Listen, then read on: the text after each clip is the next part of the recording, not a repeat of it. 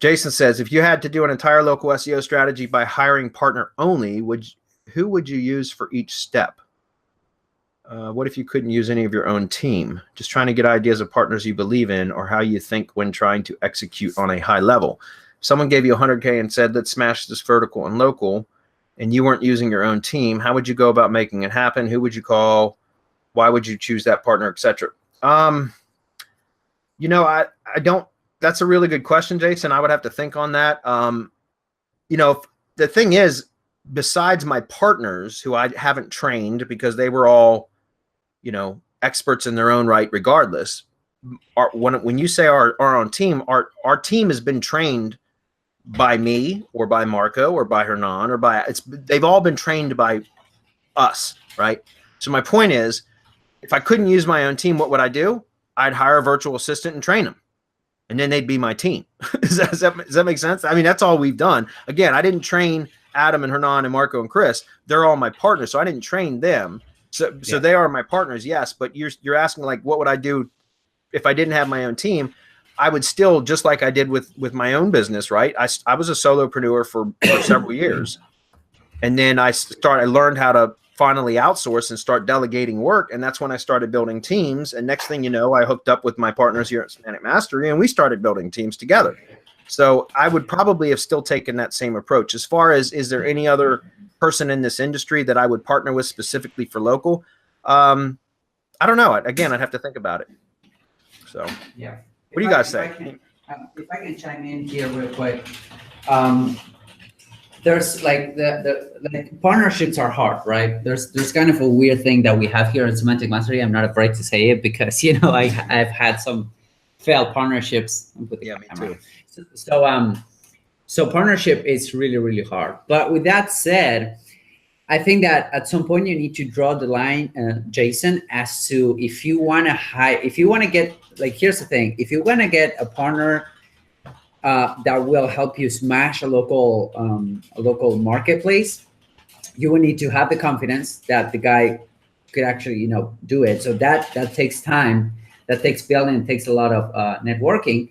Or B, you will need to hire a rock star, because otherwise you're doing everything yourself, right? If that makes sense. That's how, you know, for example, I was on a mastermind earlier today, and one of the guys is like, you know, his sole purpose is to have great ideas, and then he goes out and find rock stars, right? He finds like 2 or 3 people, and he says, okay, guys, this is the idea, go kill it. And if those people make more money, he was saying, if those people make more money than I am, I don't care, because they're out there killing themselves, and I'm not doing anything, right? I just had the idea. So it's all a matter of how you approach the business. I think that partnerships, they can be great if they work out. They take a long time for you know, to put together. And then also if you want to hire a rock star, that also takes time, and it's 100% about networking, I think. Yeah. This one is kind of hard, right? Because how do you know whether you know or whether you can trust or what that person can do until you're actually there? We've had failed partnerships. I mean, we have. We've bombed with some when we go outside of us 5. And believe me, we've tried it over and over and over again, which is why we're no longer doing partnerships. We're doing JVs wherever possible, and if it fits into whatever model it is that we're trying to do. This is a difficult question. Someone comes at me with 100K, and I'm like, okay, why are you coming to me? I mean, what's involved in what are you expecting for this 100K? To smash a vertical might not be enough.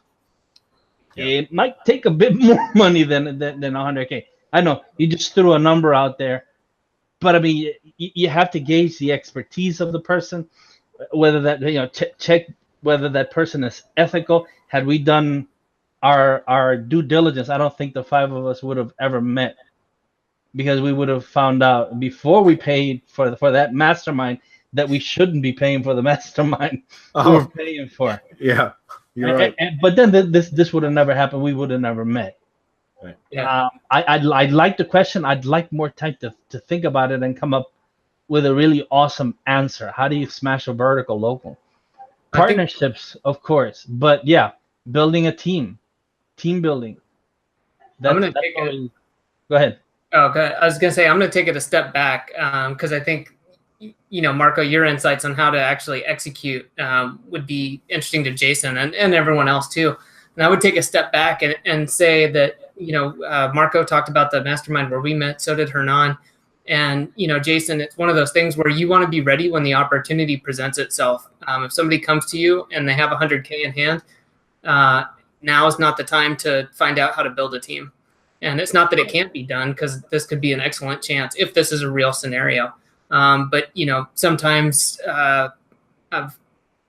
things work out and people say, oh, man, that was so lucky. Or, God, how did you find like Marco mentioned, how did you guys end up coming together? That's so much luck. It's not fucking luck. It's putting yourself over time in the right positions so that, it can happen. You're allowing it to happen.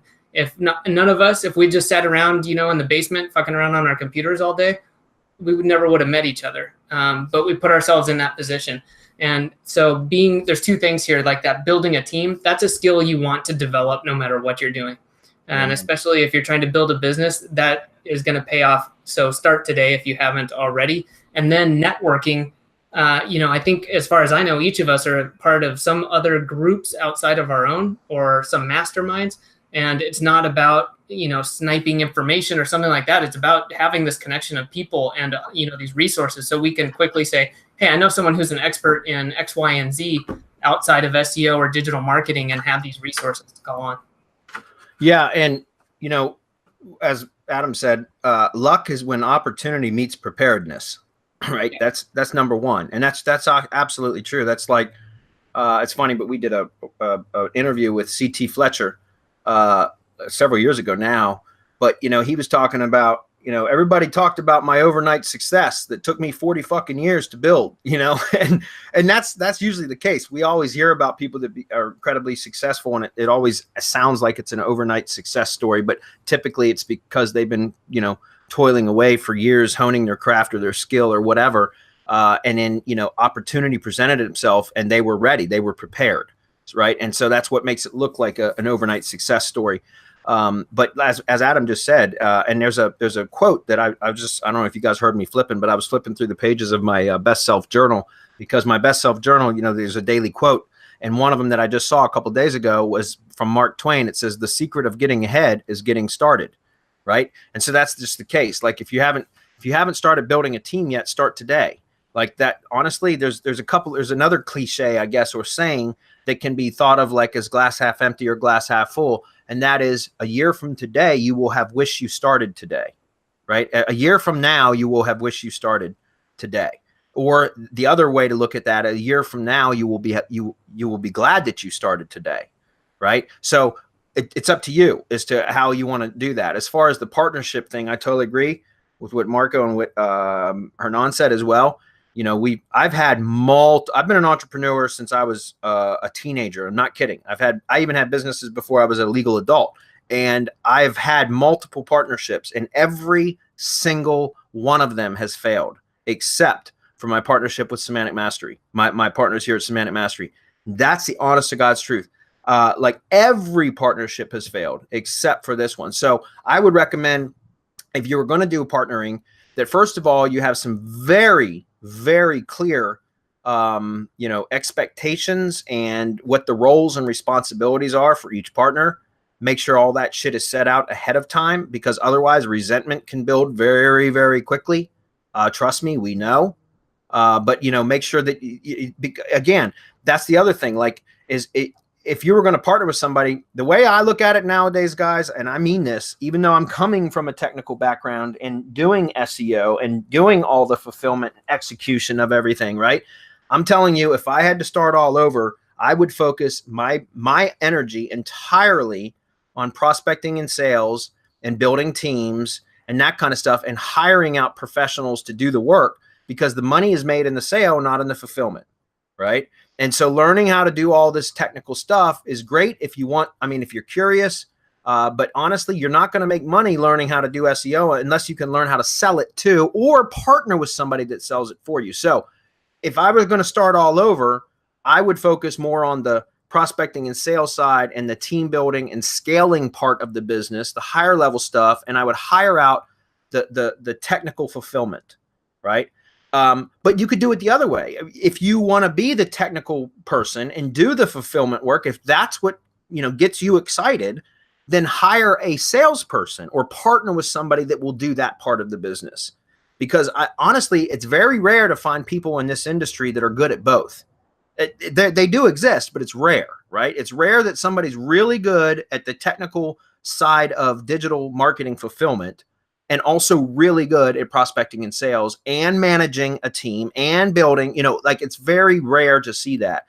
Typically, people are good at one particular thing, right? They're either good at technical stuff or they're good at people skills and prospecting and sales, or they're good at managing people, but not all of the above. And so again, find out what your strengths are and what the things are that you desire to do. Because again, if you're working on stuff that you desire, that you actually like doing, it's not going to feel like work. Okay. That was a great question. That might be the winner, by the way, because it got all of us talking for 20 minutes. You might be the winner.